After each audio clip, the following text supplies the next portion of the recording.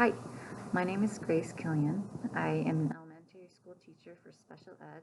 I specifically work with kids with emotional and behavioral disorders, and a lot of them are working on learning how to apply coping strategies when they get upset and how they can handle different situations. I think it's really important that we're spending time to think about our educational dispositions, because when we're aware of it, we're constantly trying to improve ourselves as professionals.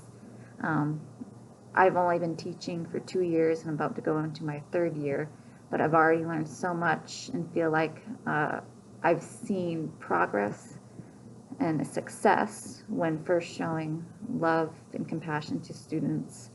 A lot of the kids in my class, it's a small number, usually about 5 to 8 kids, but they just need a lot of love and know that you care for them and that you'll be there for them.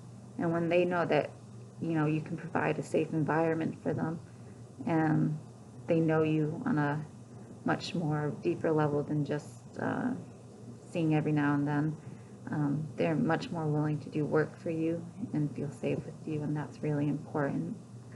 And to also create relationships with the families. A lot of these families have had a lot of tough challenges that they face in their with their children as far as their disabilities, and they need support as well. And then collaborating with them on how to problem solve different things, with it's trying to get past a certain behavior that we're seeing, but just always being flexible and willing to change situations in order to help student growth. And then for these kids, sometimes they don't have stability at home, so try to carrying it over to the classroom. Just always being there, being consistent with time and schedules is important.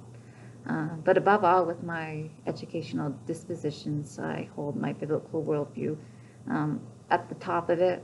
That kind of is the foundation with how I approach things. And as a Christian, we should be held to a higher standard with how we work with families, because everybody's watching us, students, parents, and the community, with how we react to situations. I'm still growing as an educator. I'm hoping to be able to be more of an advocate for my students, especially in special ed. You kind of really have to put your voice out there and be heard.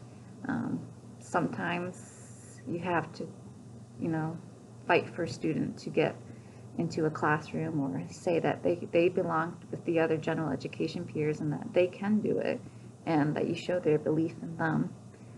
And being fair, it can be difficult with different IEPs and behavior plans, but just showing that each student you're treating with not favoritism, but fairly.